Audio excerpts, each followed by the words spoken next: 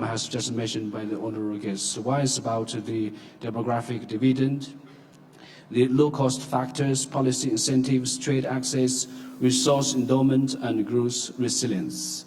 So I don't want to expand too much about these 6 dimensions, but I want to point out some of the key points. One about the population. We have more than 54 million laborers and workforce, and that's a huge and competitive resources.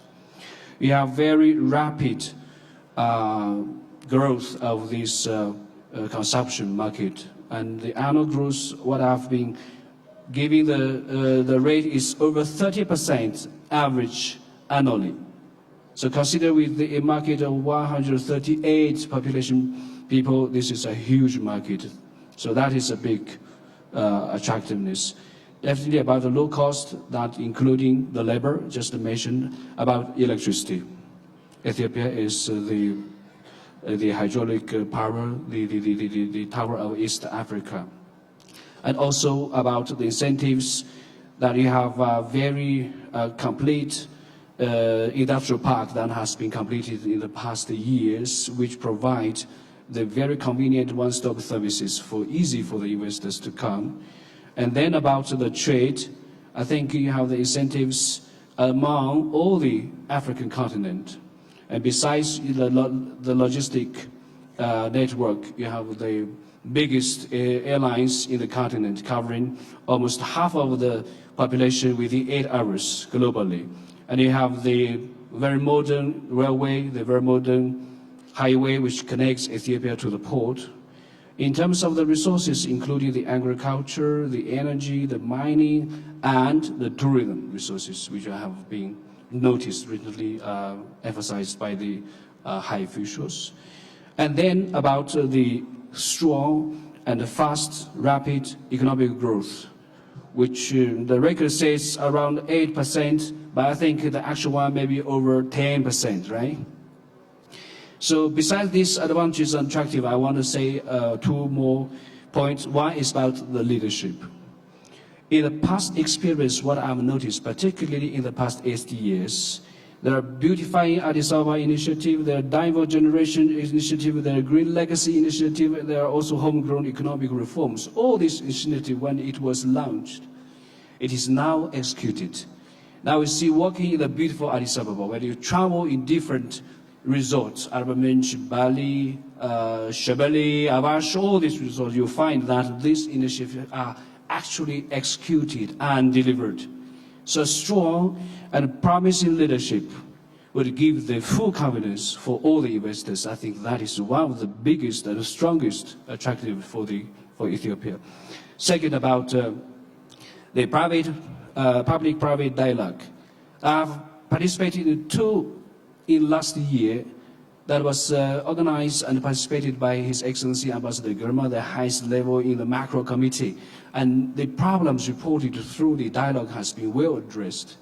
Immediate actions has been taken to address the problems that could be solved immediately, and the long-term mechanism had been arranged. And I see the recent consultations about the investors. Those points has been mentioned, and I have seen that there are potential arrangement about those bottlenecks has been properly arranged and will be solved. I have full confidence in that. So taking care about the pains of the investors from our own, the existing investors here is the most supporting and gives the most confidence to our actual business here. So this is about the attractiveness. I want to expand also, yes, there are bottlenecks, definitely Forex issue, the policy maybe sometimes changes, but not yet communicating with the investors, and also about the immigration and the legal issues. Definitely there are some of the issues, but for my advice, also to advise to the government and also advice to the potential investors who are coming, just to make it very brief. About the Forex, I think it is the government issue, IFC or international financial institutions assisting. But for investors, please try to focus for the all export-oriented business so that you can cover the Forex by yourself. And also try to combine the raw materials which could be obtained from local market. Second, about the labor issue, advice to the government, you have these 3 months visa, and then you can expand, we can extend for another 3 months, but that's not enough for some particular situation. So recommendation is any possible that gives a flexible choice like 3 months, 6 months, 8 months, or 10 months visa, because what Ethiopia is experiencing very rapid economic growth. Only high educated professionals is insufficient for the current need of Ethiopia. So be flexible and give some choices for the investors. And definitely advice to the investors here and potential investors, try to localize about your management and your manpower. For us, I've just mentioned I have more than 9,600 staff. My localization percentage around 92. This kind of elevating our bottlenecks about the visa issue. So that's just advice. For about the logistics, I think the government is taking some actions about just elevate the efficiency. I think you have the railway, you have the connected to the Djibouti port, you have also branches, either EDR or the Custom Commission. I highly recommend is just how to consider how to combine those departments and to elevate the efficiency for custom clearance and logistics, because what we have find that it take like 4 to 8 weeks. This is really just a waste of time. And for the other issues, I think internationally about these PPP and the other incentives to promote more investors to come here, FSC, IMF, they're all professional in this. I do believe technically and financially they will give you sufficient advice. So my only advice here is from the perspective of investor itself. So the aim is to create a predictable and transparent environment for the investor. That is the target, and that's important. And second, when you do the policy making or you implement through your own mechanism, try to make it investor-oriented. Consider more about the existing investors here and consider for the more potential investors to come here. So when they're feeling they're being taken care of, I do believe they will do end of ties for Ethiopia. Thank you. Like what I'm doing. Thank you. Thank you, thank you. So that's a good segue to ask this question to Dr. Fusum. I must say, you know, working on investment climate for the past decade, those are the problems that we wish we have. We had top-tier major policy reform needs that, you know, government took as a taboo, including FX reform, including some of the liberalization reforms that government has to take.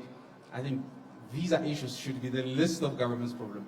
But Dr. Fusum, what are we doing in terms of having the whole of government approach in supporting private sector, including, you know, broader business climate? Obviously, investors are concerned, and it's natural that the door doesn't shut after they're into the economy. So how has the government, you know, created the platforms to listen to private sectors' opinions and feedback, and how has been our reaction on that? Thank you. Thank you, Tron. Excellent question, and I have, you know, listened to my friends here, you know, their testimonies, but at the same time, you know, their concerns and the challenge that still need to be addressed. Visa being one, but predictability as well. My sister here promised to, you know, support, you know, our efforts around, you know, creating more predictability. So, you know, with the reforms, you know, one of the important areas that we identified as a challenge and gap, and we have to be deliberate about this, creating platforms that really bring the whole of government approach and better alignment of the agencies that are most relevant to investment sector. So in this regard, some of the things that we have been working on include like bringing together key institutions on these big platforms. Case in point is the investment board itself, chaired by His Excellency the Prime Minister, removing, the mid-level bureaucratic, bottlenecks and, bringing challenge to the attention of, the highest decision-making structure. So that was one of the areas. I think we have been successful in that regard. But in addition to that, there are several initiatives like the PPD, the Public-Private Dialogue Forums that my brother mentioned earlier, led by Ethiopian Investment Commission. It really is being done regularly. So it's a mechanism which is operation-oriented, allows investors to really present their challenge, the issues that they need to be improved. So in that regard, these challenges have been our top priorities in terms of really addressing the bottlenecks that we have in this economy. So far, about 18 government institutions have been formally onboarded on this Public-Private Dialogue Forum. 13 leading institutions among these 18 have already crafted, KPIs, proper KPIs with timelines that really speak to, the doing business environment and solving operational challenge. So this really fits directly into decision-making process in the Ethiopian, machinery. Investment promotion, aftercare service, and of course, all other tasks that the government should undertake that falls into creating that conducive environment. So we are also streamlining investment services to reduce fragmentation, fragmentations in, delivering services. Investors sometimes have to deal with separate investment agencies, government agencies in really dealing with their investment. Operating in silos, there is this inherent behavior of government which really tend to prefer to operate in silos than coordinate and align. But we are really attacking that through, streamlining digital services, bringing, all the relevant institutions together. And you heard about MESOB. I wish I hear some, testimonies from investors in the service experiences that they get from MESOB. So improving interagency data sharing and digitalizing key processes has been one of the important areas. Specialized dispute resolution, judiciary systems have also been, especially in the federal courts, been one of our key areas of focus. So in this, we really give attention to fast-tracked legal, services that really improves predictability, of course. So in that, specialized commercial investment bench with really judges with specific experience and expertise and competence in international commercial laws to really handle investors' case. Regional and federal harmonization has also been a big challenge. We are a federal, state, it's a federation, right? So regions have their own, legal ecosystem. But in the past 5-6 years, what we have done is really trying to harmonize, and streamline laws and services that really relate to and relevant to investment climates. Especially EIC now operates a specialized desk, regional investment support desk.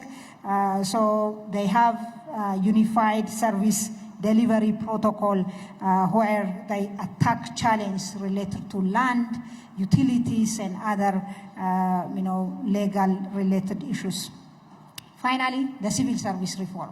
We are already seeing the early results of the reform, but a comprehensive reform that is fundamentally changing, the thinking framework of, the government machinery, service delivery, and of course, competence has been one of the challenges. So in this process, in the civil service reform, which is one of the 4 pillars of the homegrown economic reform, we are, significantly changing the service, delivering environment. While challenges remain, of course, there is no system without a challenge, but the direction has been so clear, the commitment is there. Ethiopia is moving towards a more coordinated, more predictable, and more aligned, responsive system where institutions work together in that aligned platform. Let me stop there. Thank you, Dr. Fetum. A very small, short way of summarizing that is Ethiopia is looking itself on the mirror, understanding its potential, understanding its imperfections, and correcting it. Maybe Jamal, for next year, where are you putting your money? And while you're at it, an advice to those that haven't really made decisions yet to invest in Ethiopia, haven't made decisions to expand in Ethiopia. Any words around those things? Thank you, Doctor. I thought we were going to go to the challenge later on, but since it has already been tabled, I would like to address that as well, if you don't mind. As I said, there were conducive environment has been created step by step, and major paradigm shift policy change has been done. The macroeconomic reform has done quite a lot. The investment policies, the regulators, the way they are structured are totally different. More into business friendly, accessibility is there, liberalization is there, government commitment into infrastructural investment is visible, changes is also visible. However, having the right policy alone and the right commitment alone by the political leadership is not enough. As Mr. Wayne stated, there are issues need to be addressed, but not only from the regulator side, from the investor side as well. So I do see our biggest problem in the regulator side that there is a blank judgment for investors needs to be addressed. Some of the specific issues like raised on the visa is, I do believe, something that the Ethiopian government need to address ASAP. Not only for skilled manpower, but also for our tourists, as tourism is the main pillar of our homegrown economic reform. The Ministry of Finance and Her Excellency, the Minister of Planning Investment, need to address the incentive of the proclamation, which, because we start from scratch, our investment in hotels, in industry, in tourism industry is very low. So we do need incentive to attract investors.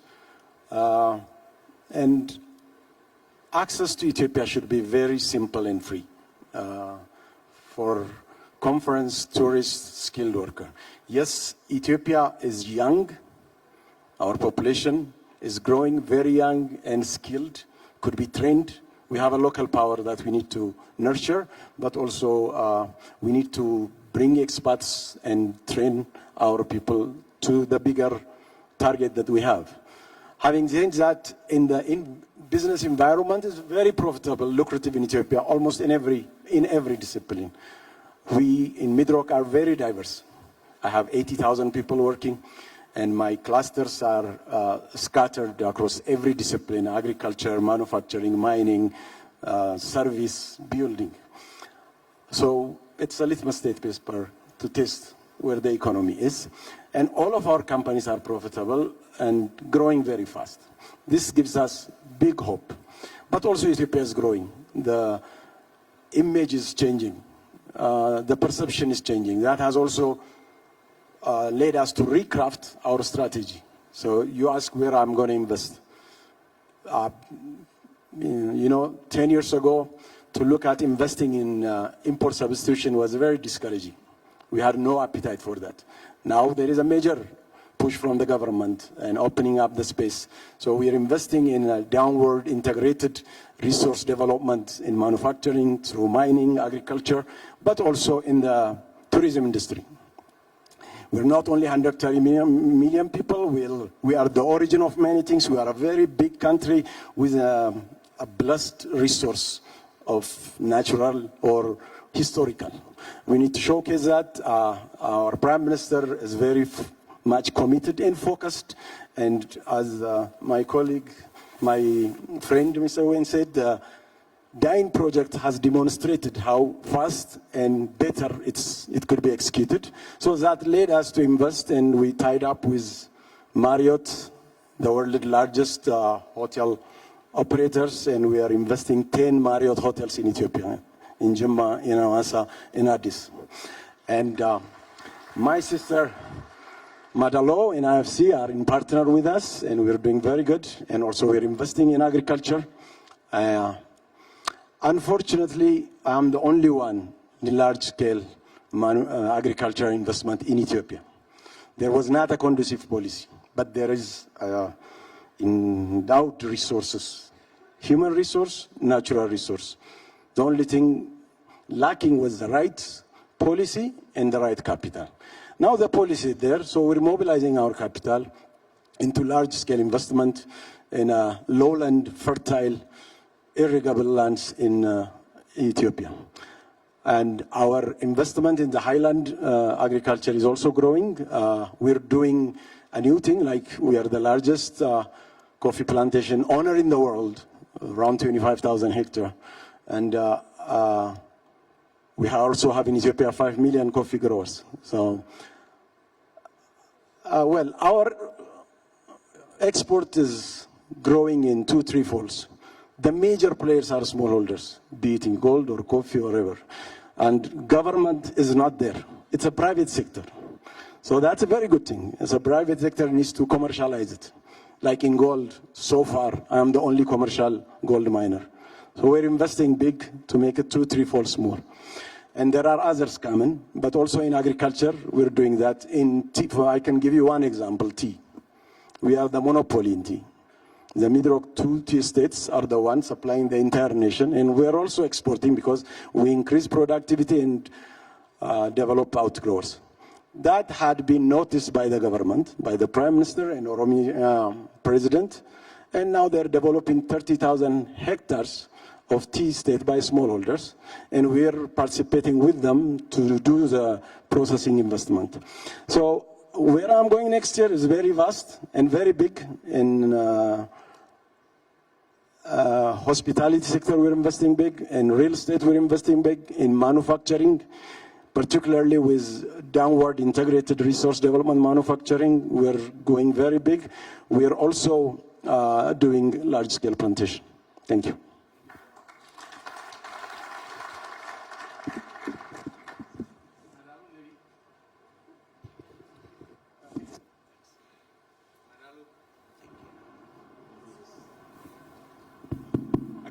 Madalu, maybe similar words for development partners, foreign financial institutions.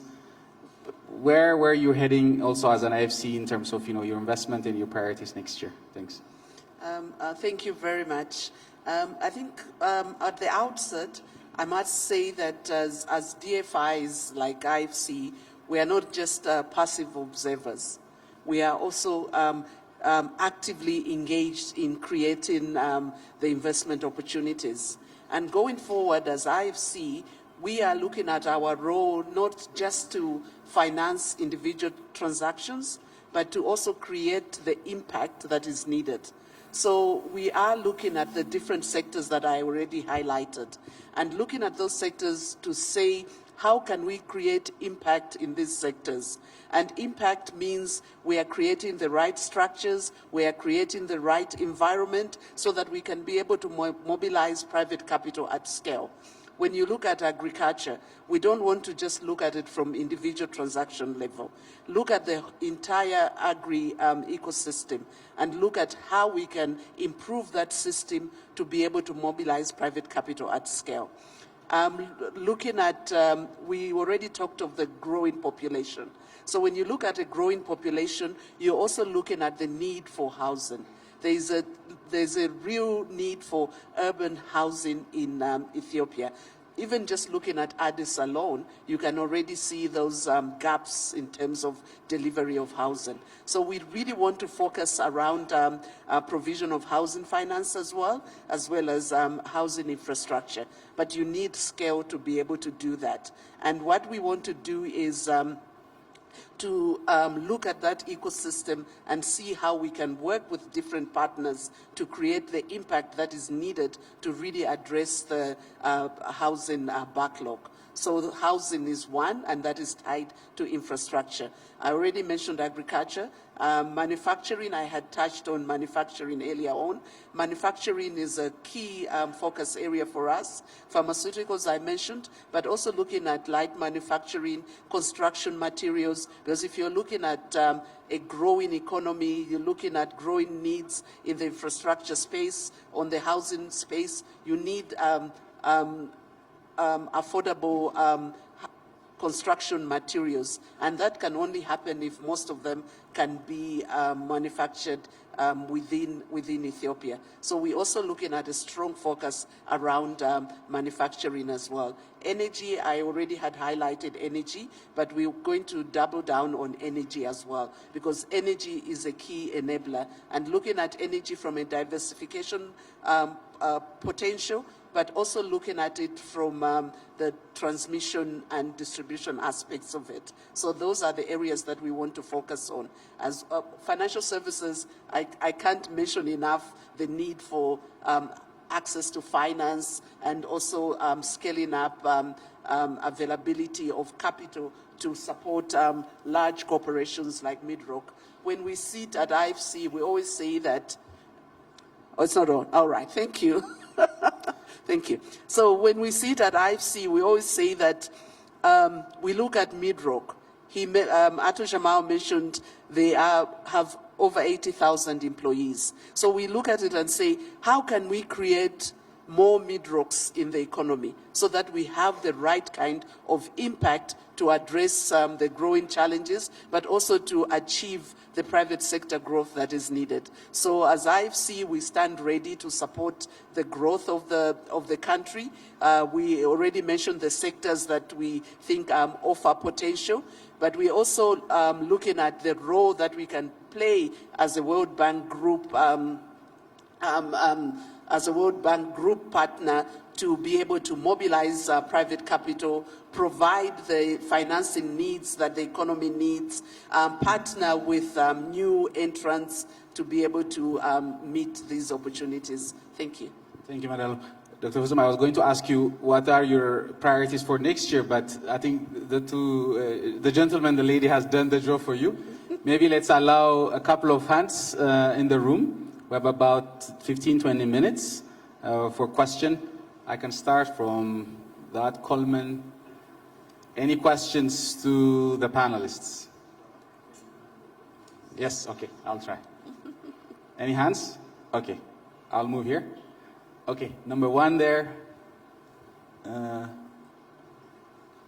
Here, number two over there. And then maybe anyone else around here? Okay. Let's start from the gentleman over there. Oh, the lady, sorry.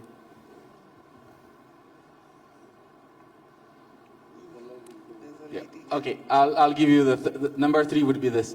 I think the gentleman behind. Yes.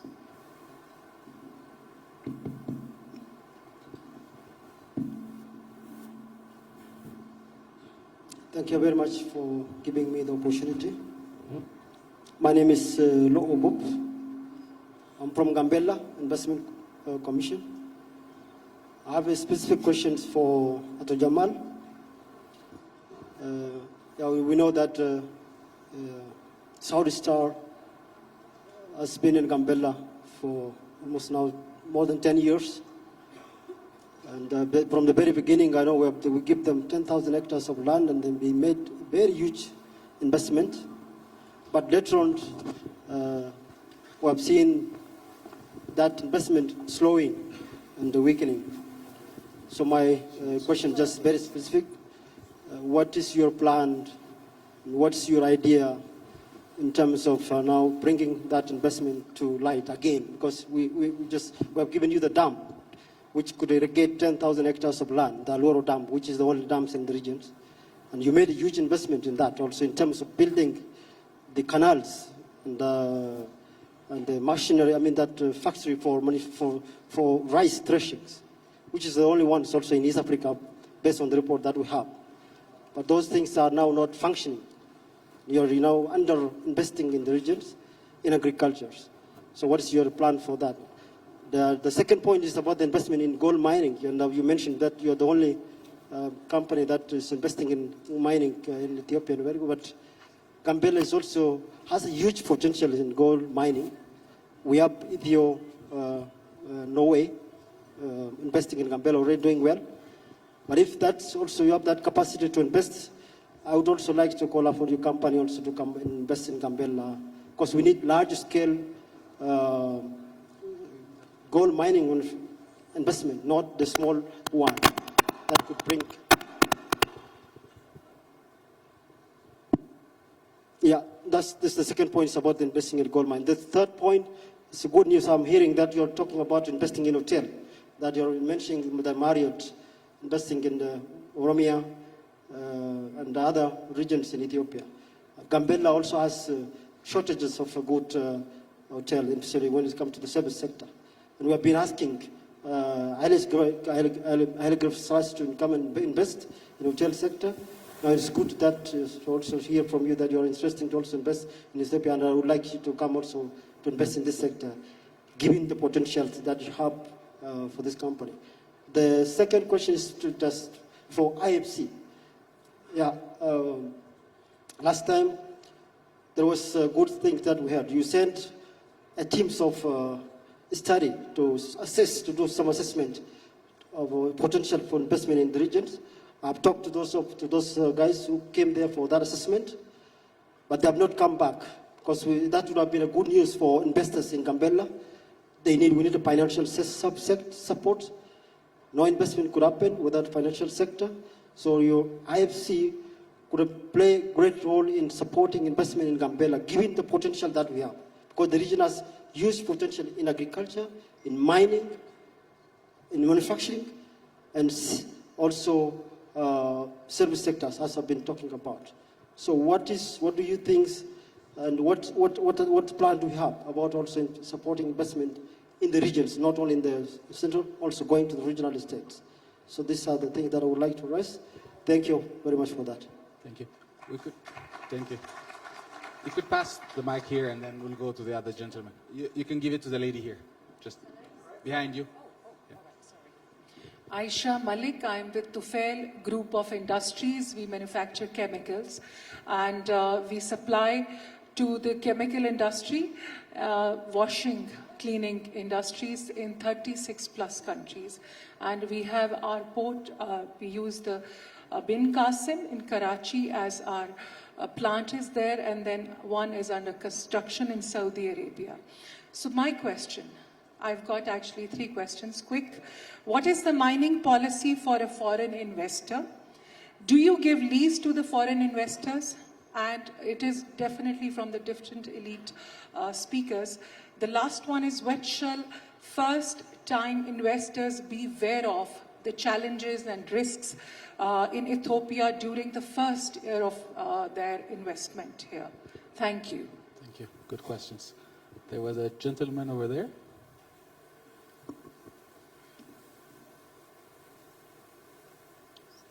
Could you raise your hand?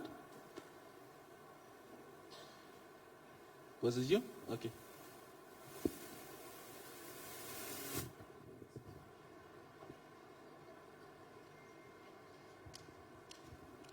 Thank you.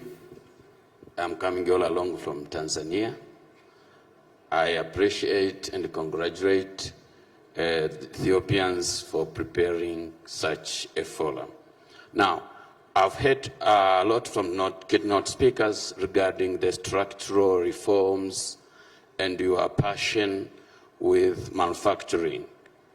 But I would like to ask the panelists on the preparedness of the nation over the supply of raw materials to the expanding manufacturing sector. Because as you expand manufacturing, there is a need and demand for raw materials.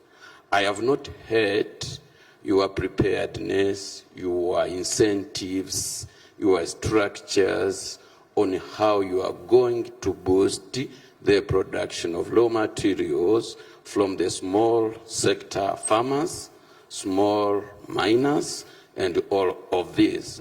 So I'd like to hear your reforms and the attraction that you would promise to us who maybe would be interested into that sector. And another, to see how you are reforming the approach to finance. For example, I am very much interested in microfinance. Because why am I very much interested? I'm very much interested because it is a gateway from the small sector to large sector. A person who today is supplying raw materials in a manufacturing industry tomorrow will be interested to have that manufacturing industry. Today, a person who currently is supplying raw materials will finally need to have a large-scale farm, like a man there told us is monopolizing tea. But we could like to see these small-holder farmers today could be empowered from the policy structure to see how in the future, in 10 years to come, they can own large farms. So my question now stands on how are you reforming and attracting investors into these small scale or medium enterprises? Thank you. Thank you. Maybe we can start from Jamal and then Madalu, and then I think a few questions came to Dr. Futsum. So people are asking, regions are asking why you're not expanding. And it's again, like I said, it's a good problem to have compared to the previous period. So. Can you hear me? Gambella has, obviously, he wants to develop his region. And we were the largest investor in Gambella. So many, even international investment tried in Gambella on agriculture, and a lot has failed. And in Southeast, we have a company called Saudi Star. Yes, we do have for Alwero Dam 10,000 hectares and Abobo 4,000 hectares as well. The problem is we had made a wrong study and investment for the rice because during the milking stage of the growth of rice, there was a moisture shortage, so we developed 35 kilometers of canals to irrigate, and all the machineries were in place. A lot of land development was done. However, on the maturity of the rice, there is an erratic rain, and it was very difficult to harvest. And during the dry season, a lot of migrating birds had been a big challenge.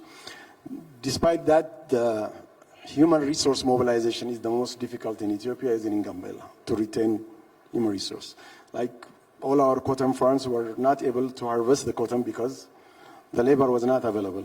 To relocate labor, that's a big problem.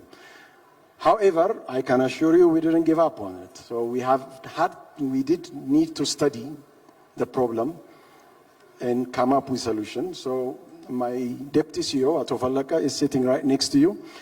He can share you the study and our engineered investment plan that would require us to invest in moist farm harvesting technology that we had seen in Vietnam and so on, And those are not in large scale, but we have to bring too many of those small scale harvesters to harvest rice. And our cotton, traditionally, we mechanize farming the cotton, but harvesting was in labor. That's not possible in Gambella, so we are devising a plan to invest in mechanized harvester, so we can have our Abobo farm for cotton harvesting. As far as the hotel is concerned, yes, our entire hotel investment is on our own hotel lands in Jimma or in Awassa or in Addis Ababa. And Gambella is again endowed with an amazing natural resource, a beautiful place to invest. And it is worth investing in Gambella. We will be exploring, but the current 10 hotels that we have with Marriott are the ones we have had small hotels or big lands before. And maybe in our second phase of investment, we could consider. What my message to you is, the regional government needs to be investor friendly to protect investment firms. And you know very well what we had encountered on previous administrators. I do hope people like you will be business friendly and nurture and protect investment in Gambella. Thank you so much. Thank you. Madalu.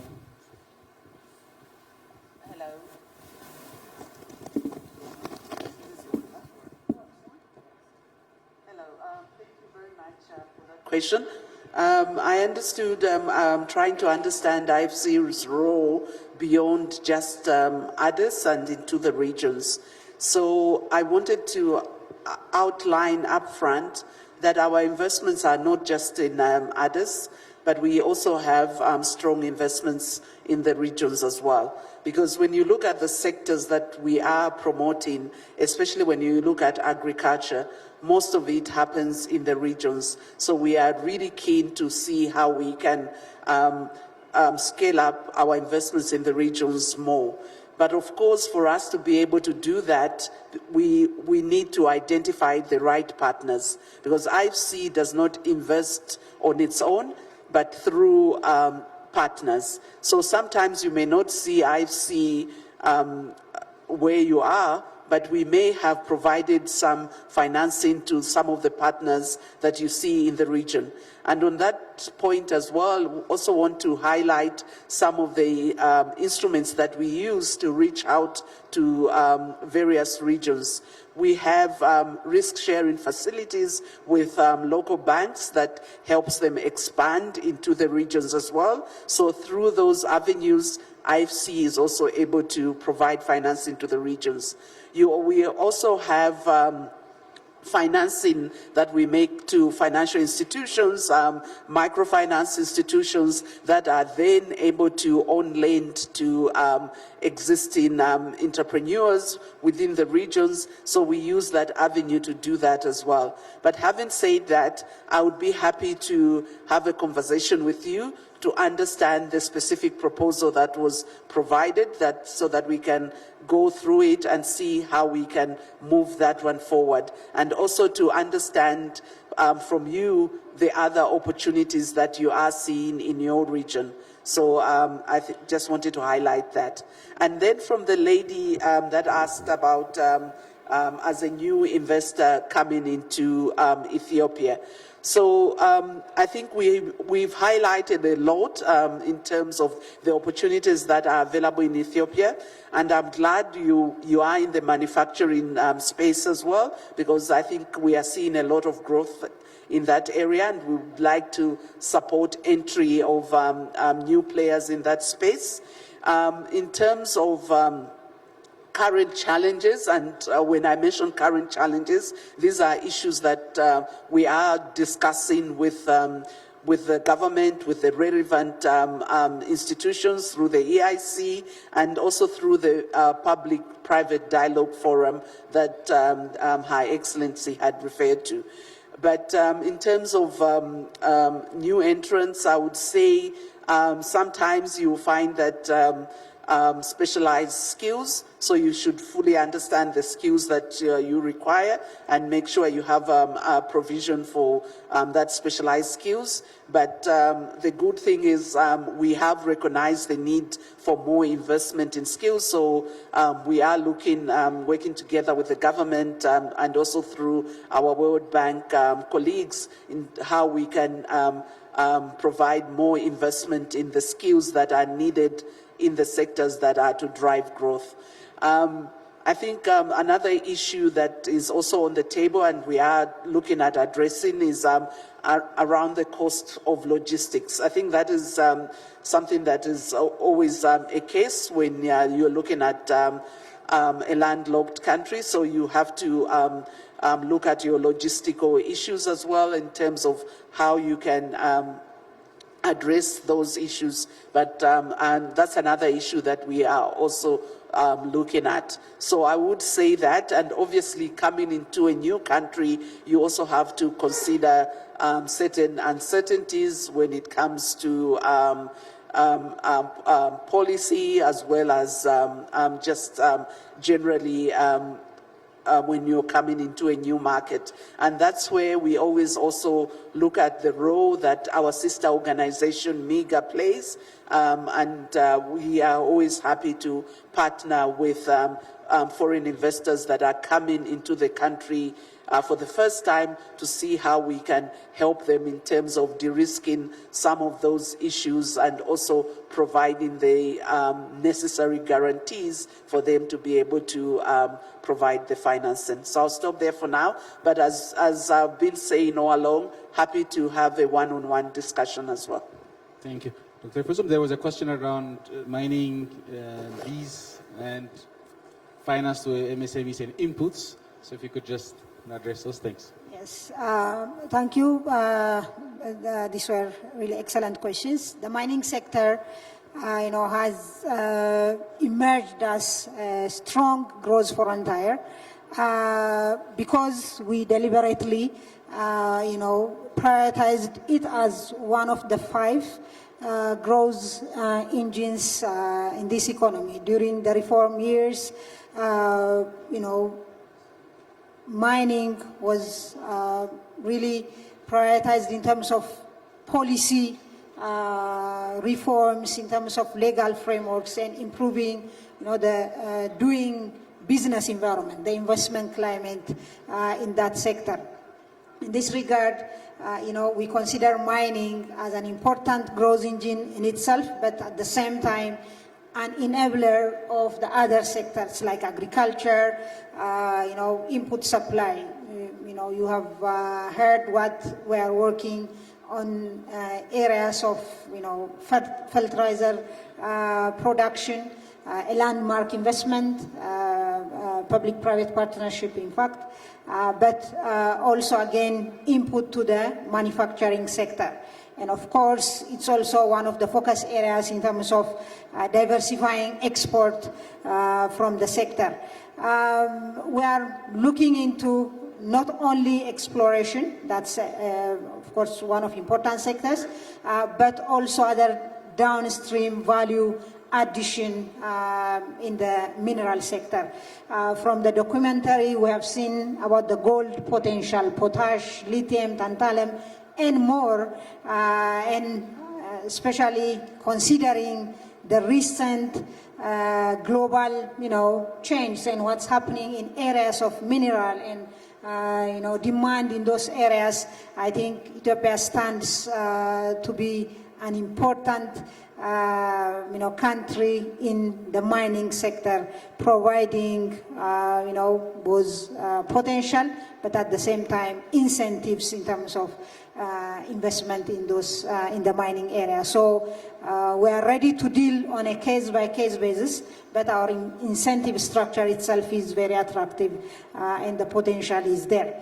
Regarding the the question on supply of raw materials, SMEs, SMEs have been again at the center of our development. We believe that strong interlinked economy is the only way to really stay resilient in this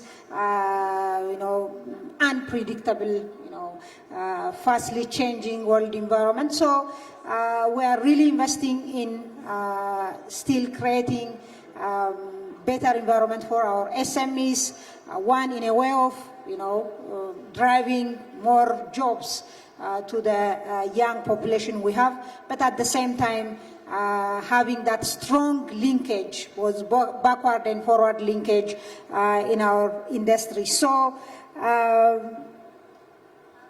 our incentive mechanism, our incentive ecosystem is improving, and we have these agile incentive mechanisms where we continuously improve to incorporate, the whole value chain of, for instance, a sector in terms of giving incentives and improving doing business environment. So in this, for instance, we have hundreds of thousands of outgrowers for our agro-processing industrial parks and for the other industrial parks. So when Jamal said we were in a monopoly in the tea sector, he doesn't mean that he's growing all the tea as well.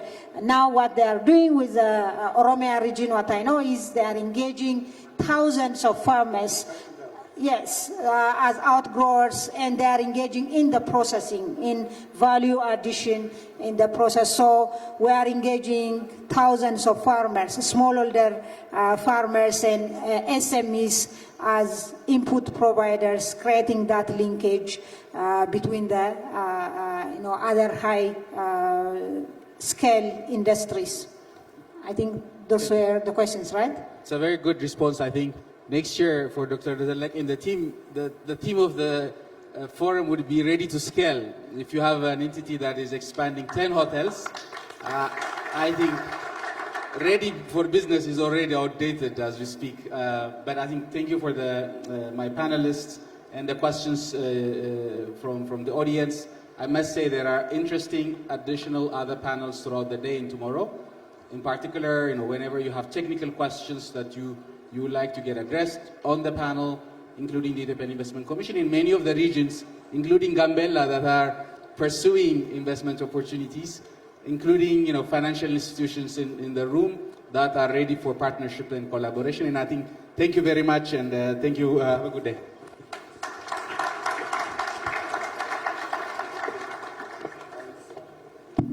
Thank you so very much. Our moderator, Dr. Talahun Ismail. Could you give him, please, a big round of applause for wonderfully moderating that session and ending it timely. Our panelists included Her Excellency Dr. Fitsum Asafa, Minister of Planning and Development, Ms. Madalo Minofu, Country Manager for IFC, Mr. Jamal Ahmed, CEO of Midrock Investment Group, and Mr. Well Chingyu, General Manager of CCCC Ethiopia. A big round of applause for everyone, ladies and gentlemen. Thank you so very much. All right, we'd like to have a commemorative photo with our distinguished speakers on stage before they leave. Apologies, distinguished speakers. If we can have a commemorative photo on stage to remember a very meaningful panel we had. I'd like to welcome back our distinguished moderator and the panelists so that we have one commemorative photo. A commemorative photo on stage. Her Excellency Dr. Fitsum Asafa, Ms. Madalo Minofu, Mr. Jamal Ahmed, and Mr. Wei Chianyu. Let's have you on stage for one commemorative photo. A group photo on stage to remember the very meaningful discussions we've had in our high-level panel 1. Your Excellency Fitsum Asafa, let's have you on stage, Mr. Jamal Ahmed.